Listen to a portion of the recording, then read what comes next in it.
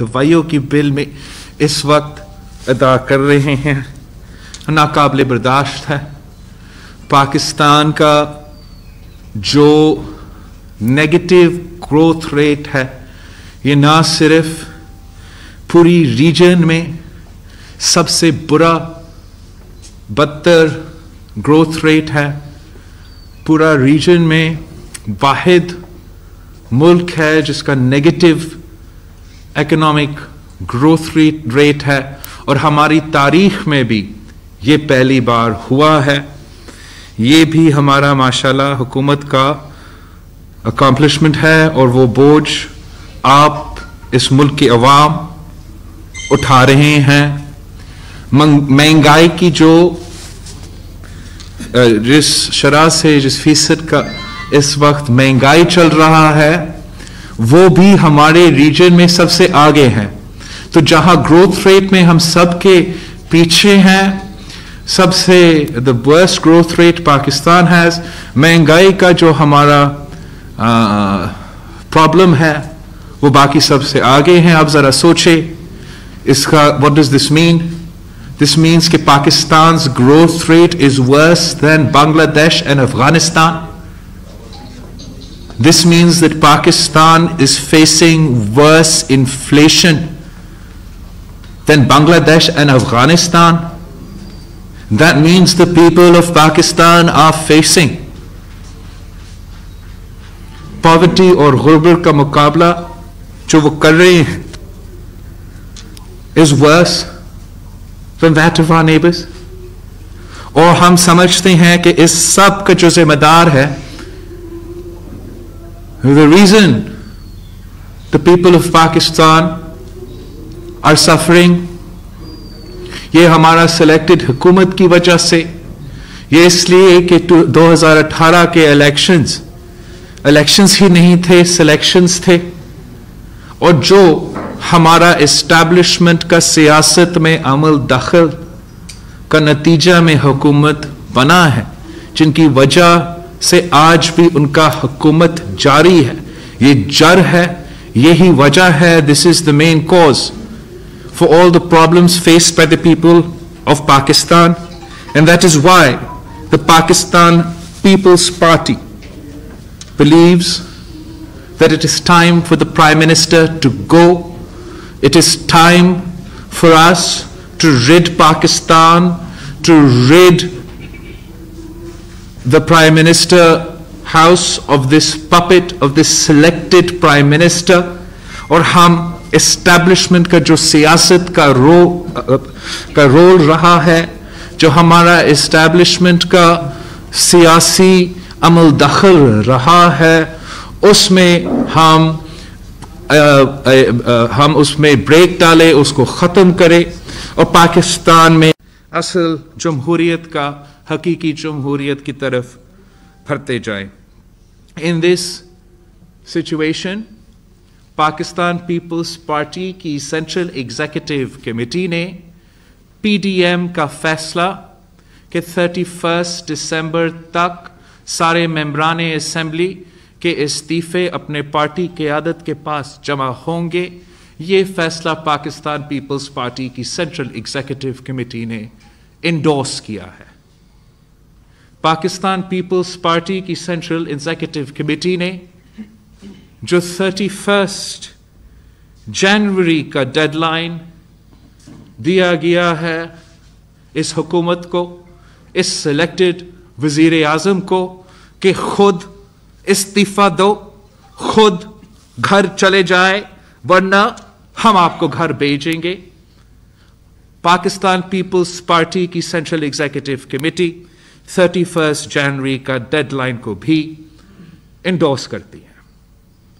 पाकिस्तान पीपल्स पार्टी की central executive committee जो PDM का ऑल पार्टीज कॉन्फ्रेंस एपीसी का रेजोल्यूशन है और एक्शन प्लान है, उसको भी पाकिस्तान पीपल्स पार्टी ने इंडोर्स किया है और जोर दिया गया है कि जैसे हमारा पाकिस्तान पीपल्स पार्टी कि सेंट्रल एग्जीक्यूटिव कमेटी जो पीडीएम का ऑल पार्टीज कॉन्फ्रेंस एपीसी का रेजोल्यूशन है और एक्शन प्लान है, उसको भी पाकिस्तान पीपल्स पार्टी ने इंडोर्स किया है और जोर दिया गया है कि जैसे हमारा एपीसी की जो एक्शन प्लान है,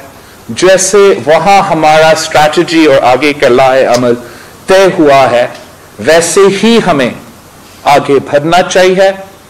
पाकिस्तान पीपल्स पार्टी की सेंट्रल एग्जीक्यूटिव कमेटी की राय है कि हमें हुकूमत को, पाकिस्तान पीपल्स पार्टी को, हुकूमत को हर फोरम पे चैलेंज करना चाहिए, हर हथियार के साथ चैलेंज करना चाहिए। और हमारा राय है कि पूरे पीडीएम को, पाकिस्तान के सारे जो अपोजिशन जमातें हैं, उनको इस हुकूमत को हर फोरम पे और हर हथियार के साथ चैलेंज करना चाहिए। हम समझते हैं कि हमें इस सिलेक्टेड, ना जायज, ना लायक, ना अहल हुकूमत को पाकिस्तान के सड़कों पे चैलेंज करना चाहिए। हम समझते हैं कि हमें इस नालायक, ना जायज, नाकाम हुकूमत को, करप्ट हुकूमत को अदालतों में चैलेंज करना चाहिए। हम समझते हैं कि हमें इस हुकूमत को पार्लियामान में भी चैलेंज करना चाहिए। हमें इस हुकूमत को पंजाब असेंबली में और नेशनल असेंबली में चैलेंज करना चाहिए।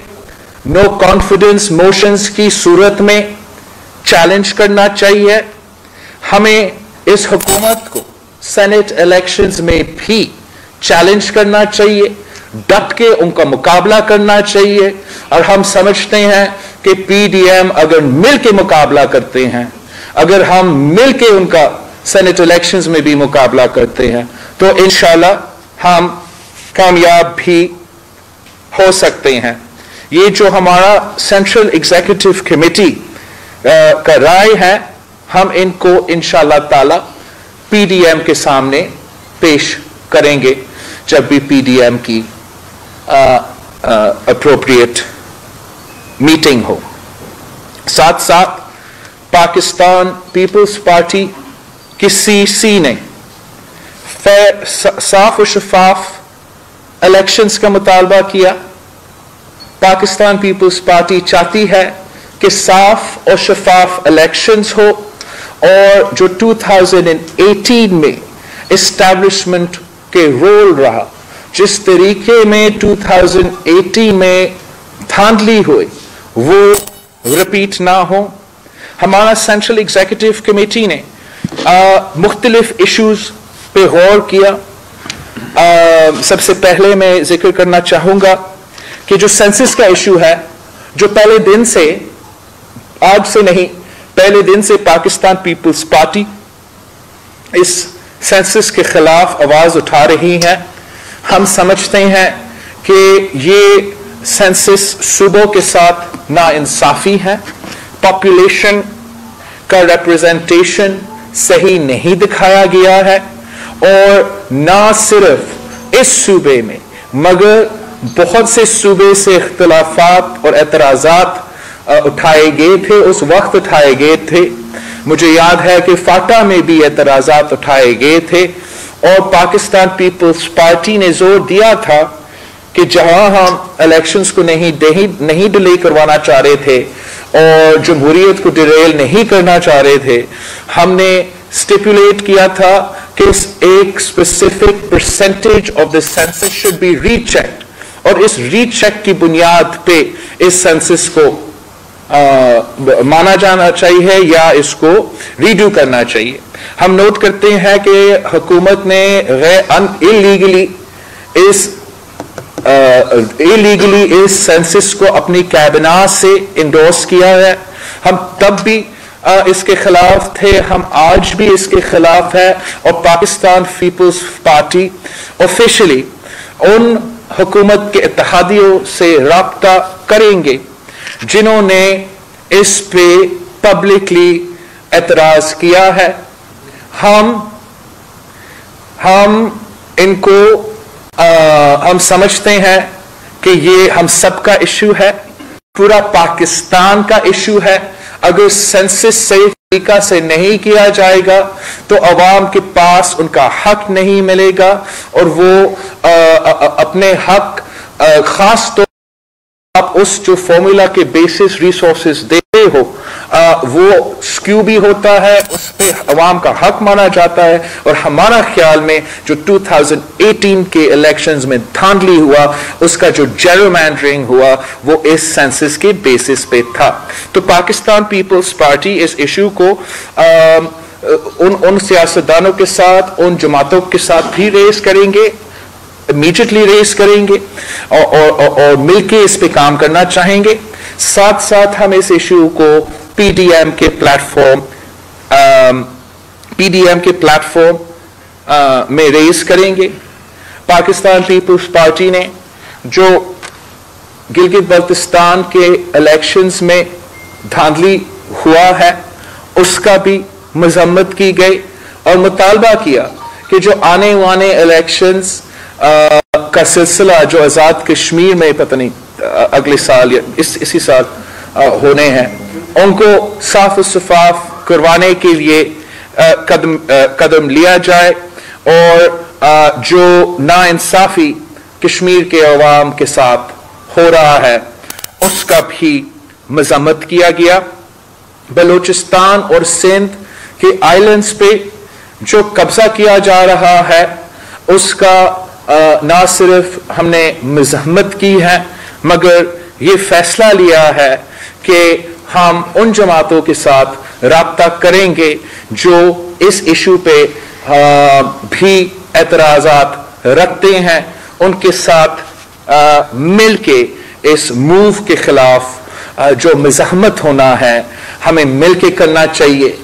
ये सिंध के माहीगीरों के आइलैंड्स है, ये बलूचिस्तान के माहीगीरों के आइलैंड्स है, और हमें सब मिलके एक होके इसके खिलाफ ना सिर्फ आवाज उठाना पड़ेगा मगर एहतजाज करना पड़ेगा। उस सिलसिले में पाकिस्तान पीपल्स पार्टी उन जमातों से राब्ता करेंगे जो इस पे अभी से भी एहतजाज कर रहे हैं, और इन इश्यूज को हमारा पीडीएम का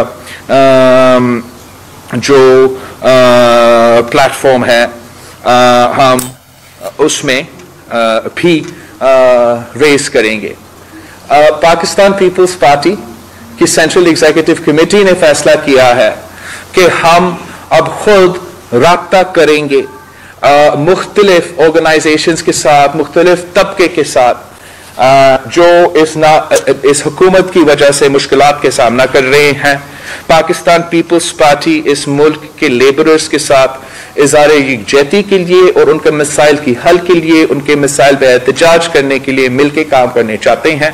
हम डेलीगेशंस भेज रहे हैं लेबर यूनियंस के लिए, खास तौर पे जैसे ये स्टील मिल का के साथ जो नाइंसाफी हुआ है रिसेंटली यहाँ कराची में, हमारा पीआईए में, हमारा पाकिस्तान इंटरनेशनल एयरलाइंस के जो एम्प्लॉइज है उनके साथ जो नाइंसाफी हो रहा है, जो यहाँ के कराची के लोगों को वो इस्लामाबाद जबरदस्ती भेज रहे हैं, मुख्तलिफ ऐसे इश्यूज है हमारे लेबर के साथियों के साथ। हम उनको उनके इशू किसानों के साथ जो किसान के साथ जुल्म हुआ, ऑब्वियसली हमने पहले भी कंडेम भी किया, खास तौर पे जो पंजाब में उनके एहतजाज के वक्त नाइंसाफी हुआ। लेकिन जब तक हम मिल के काम नहीं करेंगे, जब तक हम मिल के एहतजाज नहीं करेंगे, तब तक हम किसान को उनकी फसल की कीमत नहीं दिलवा सकेंगे। तो पाकिस्तान पीपल्स पार्टी उनके साथ भी राब्ता करेंगे। हमारी लेडी हेल्थ वर्कर्स के बहनों भी एहतजाज कर रहे हैं, उनसे भी हम राब्ता कर रहे हैं। यंग डॉक्टर्स से भी हम राब्ता कर रहे हैं और लॉयर्स के साथ भी हम राब्ते कर रहे हैं। हम समझते हैं कि हमारा जो एहतजाज है तब तक उसमें हम उतना कामयाब नहीं होंगे जब तक ये जो हकीकी इश्यूज है और ये जो हकीकी अवाम के फोरम्स है और ऑर्गेनाइजेशंस है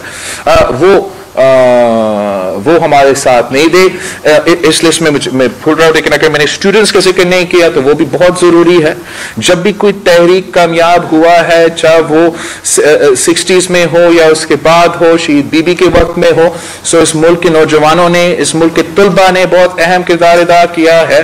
और इस वक्त जो इस मुल्क के तलबा जो स्टूडेंट्स जिन मुश्किलात का सामना कर रहे हैं, वो भी आप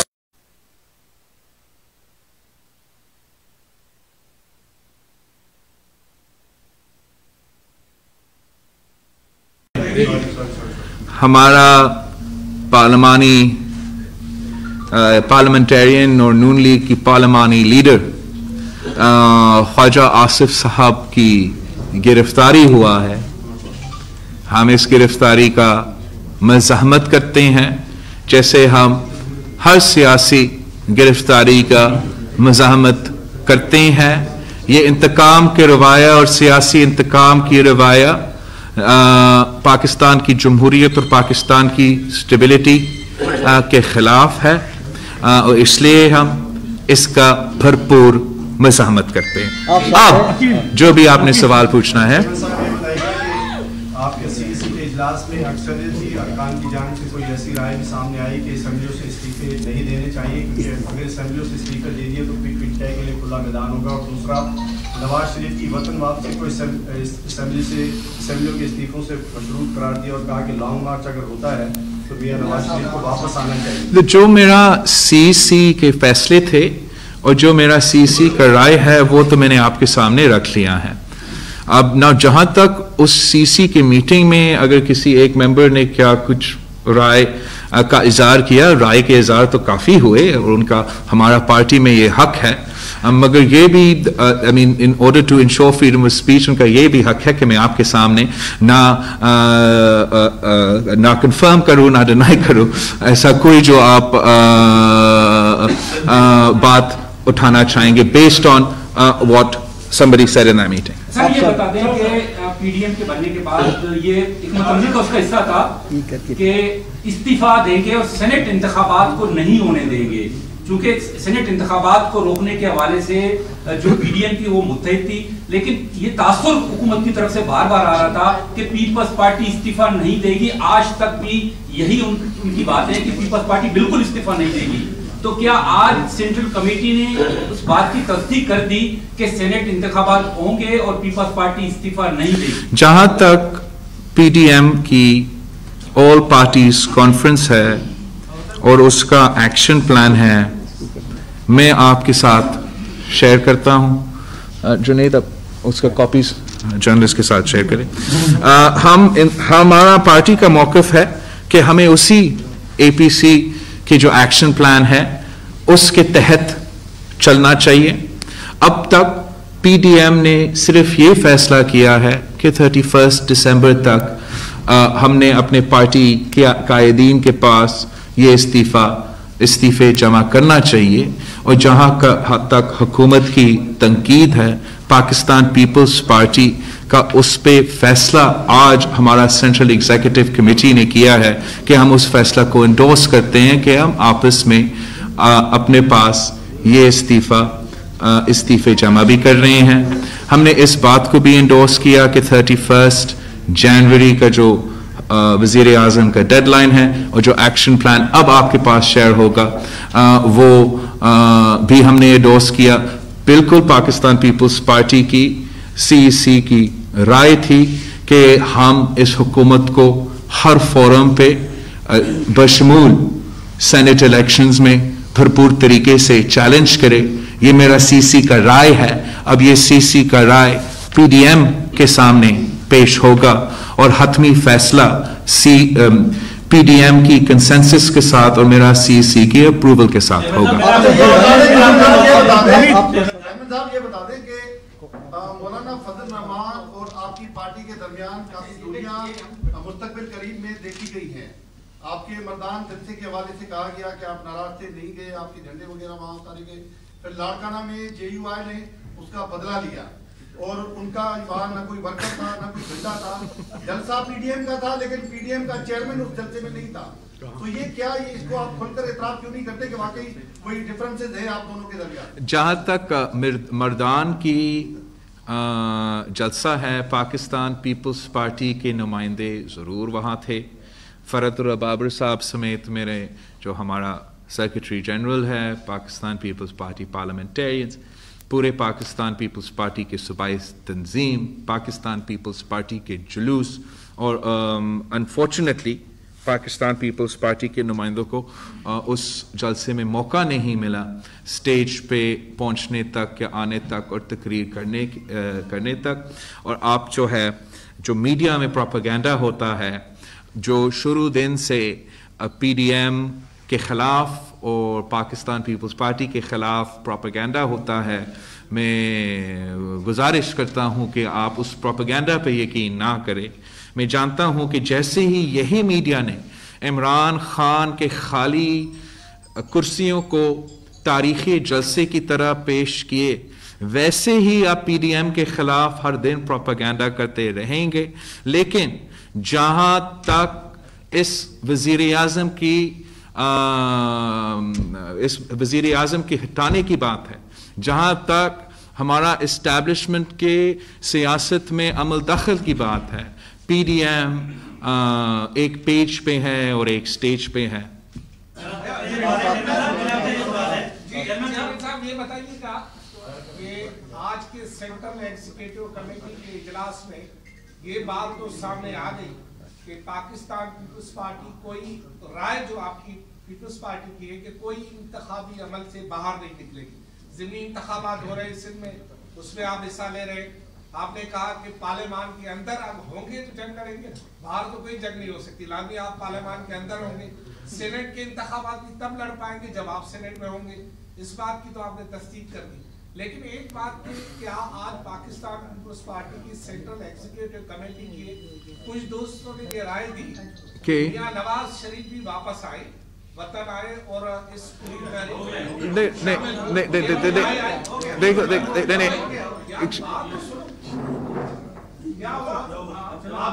एक मिनट, जहां तक there is no contradiction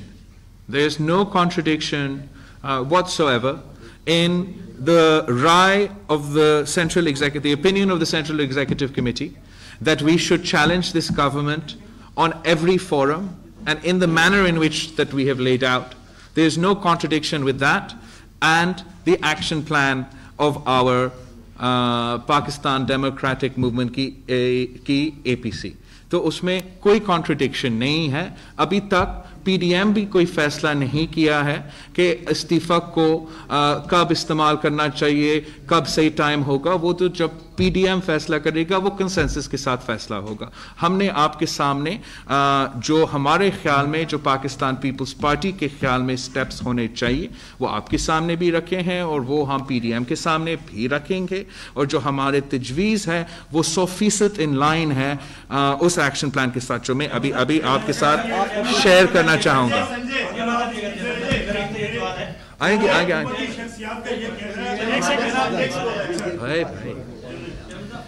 एक जानिब आप कह रहे हैं कि 31 जनवरी तक हुकूमत चली जाए वरना हम भेज देंगे, दूसरी जानब आप फरवरी या मार्च में सेनेट इंतखाबात लड़ने की बात भी कर रहे थे। तो अगर 31 तक हुकूमत नहीं जाती और आप सेनेट इंतखाबात भी लड़ते हैं तो जो मार्च करने जा रहे हैं वो मार्च में ही होगा या मार्च आपका फरवरी तक हो जाएगा? जहाँ तक सेनेट इलेक्शंस है और इमरान खान का जाना है, उसमें हम नहीं समझते हैं कि कोई कॉन्ट्रडिक्शन है। इमरान खान 31 जनवरी तक खुद ब खुद चला जाए ज़बरदस्त, फिर भी आप सेनेट इलेक्शंस का ऑप्शन हमारा पार्टी का तजवीज़, हमारा पार्टी की तजवीज़ है। और जहाँ तक अगर वो नहीं करता है तो फिर अगर वो खुद 31 जनवरी तक नहीं करता है तो फिर हमने उसको जबरदस्ती निकालना है। कैसे हमने निकालना है वो तो मैं I am sorry not going to share with you right now.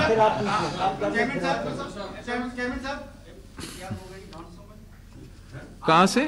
Don. Asif Ali Zardari साहब ने कहा कि जमहूरियत बेहतरीन निज़ाम है और बिलावल को भी यही सिखाया। तो आज जो पार्लियामान में रहने का उनकी जो बात थी इंडोज हो गई, सीएससी ने किया है कि पार्लियामान में रहा जाए, असेंबली के फोरम पे भी, कौमी असेंबली में भी, सेनेट में भी, इसको आपने इंडोज किया और इस पार्लियामान में रहेंगे, रहते हुए आप तमाम इश्यूज को रेज करेंगे? No, absolutely.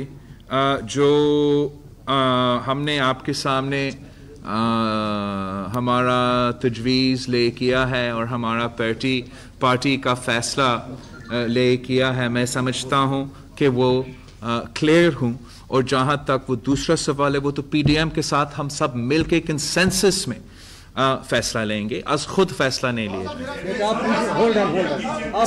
मैं वो तो चाहता ही बिन आस्किंग फॉर हुकूमती वज़रा तो शुरू से कह रहे हैं कि अगर सेनेट इलेक्शन हो गए तो मौजूदा हुकूमत 5 साल पूरा करेगी। हाँ, 5 साल देने जा रहे हैं? नहीं, मैं नहीं समझता हूँ कि यह हुकूमत 5 साल या अगर हमारा इसको जो इनऑर्गेनिक इललेजिटिमेट सपोर्ट जो इस हुकूमत को हासिल है, जिस तरीके से ये जबरदस्ती हुकूमत खड़ा किया जा रहा है, मैं नहीं समझता हूं कि वो अगर एक दिन के लिए लेवल प्लेइंग फील्ड दिया जाए, एक दिन के लिए एस्टैब्लिशमेंट सियासत में अमल दखल बंद करे, उसी दिन ये हुकूमत गिरती है। This is not a government and not a prime minister that can form a majority in the National Assembly of Pakistan. They have been delivered a majority in the National Assembly of Pakistan. You explain to me, how is it possible that a party like the MQM is supporting a government that has just endorsed the census? You explain to me how GDA, how Baloch BAP और दूसरे जो बलोचिस्तान से ताल्लुक रखने वाले सियासतदान हैं, वो कैसे इस हुकूमत के साथ खड़े हैं जो बलोचिस्तान और सिंध के अवाम के साथ गैस के इशू पे भी नाइंसाफी कर रहे हैं, उनका आइलैंड्स पे कब्जा कर रहे हैं, वो सिर्फ इसलिए ना चाहते हुए भी इस हुकूमत के साथ है कि इनको मजबूर किया जा रहा है। तो हम समझते हैं कि जमहूरियत में आपको हर इख्तियार को इस्तेमाल करना चाहिए, हर फोरम को इस्तेमाल करना चाहिए, और हर तरीके से हम इस हुकूमत का हर तरफ से हमला करेंगे। हम सड़कों से भी, पार्लियामान में भी, अदालत में भी, और हां, इस्तीफा हमारा एटम बम है। पाकिस्तान की सेंट्रल एग्जीक्यूटिव कमेटी की कोई ऐसा फैसला कंसेंसस नहीं हुआ कि हम इसको रूल आउट करें। जहां तक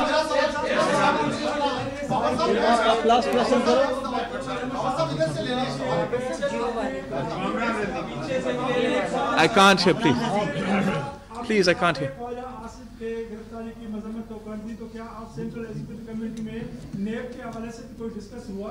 और दूसरा, अक्सर आप जो है वो कह रहे हैं कि कोई हमसे राब्ता ना करे जो दूसरे तरफ से, तो अब से आपसे कोई राब्ते हो रहे हैं किसी, अभी आपके मना करने के बाद? आपने कहा था कि राब्ता ना करें। जहां तक हमारा सेंट्रल एग्जीक्यूटिव कमेटी का मीटिंग है, जो भी डिबेट हुए हैं, जो भी मेरे पार्टी के नुमाइंदे हैं, जो भी मेरे पार्टी के ऑफिस बेरर्स हैं, उनके अगर मैं मौक़िफ़ आपको बताऊं, that would be unfair to them, and हमारे अंदर ये फैसले लेने का एक फोरम है, तो उस पर मैं बिल्कुल sort of इस तरीके से कमेंट नहीं करूंगा। हाँ, मैं ये कह सकता हूं कि पाकिस्तान पीपल्स पार्टी का मौक़िफ़ है कि अकाउंटेबिलिटी अक्रॉस द बोर्ड होना चाहिए, कि अकाउंटेबिलिटी ना सिर्फ सियासतदान के लिए मगर सबके लिए होना चाहिए। ये हमने वाज़े तौर पे अपने तकरीरों में भी किए हैं, अपना जलसे में भी किए हैं, अपना प्रेस कॉन्फ्रेंसेस भी किए हैं। तो इन दैट कॉन्टेक्स्ट वो हमारा पार्टी का मौक़िफ़ है। जहाँ तक बात करने की बात है, मैं आज भी समझता हूँ अब ये वक्त बात करने का नहीं, काम करने का है। हमारे सामने, जमहूरी क़ुव्वतों के सामने एक बहुत बड़ा चैलेंज है। हमने इस कठपुतली को, इस सिलेक्टेड को, जो इस पूरा हाइब्रिड निज़ाम का कैटलिस्ट है, हमने सब मिलके उसको निकालना है। हमने जो महंगाई, बेरोजगारी और गुर्बत की सुनामी में हमारे अवाम डूब रहे हैं, उनको सबसे पहले इससे हमने बचाना है, और पाकिस्तान की सियासत से, पाकिस्तान की हुकूमत से जो हमारा अजीब पोजीशन रहा है, हमारा तारीखी जो इस्टेब्लिशमेंट का अमल दखल है, उसको हमें रोकना चाहिए।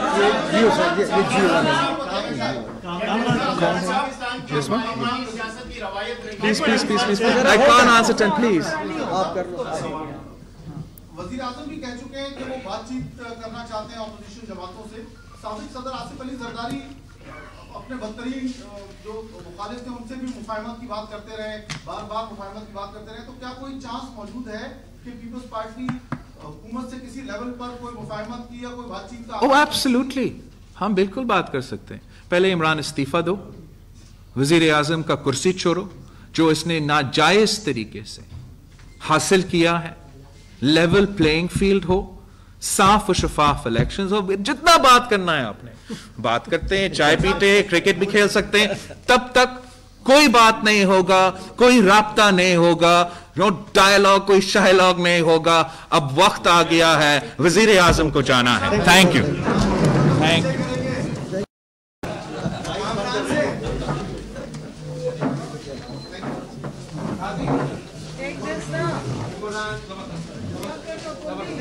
जी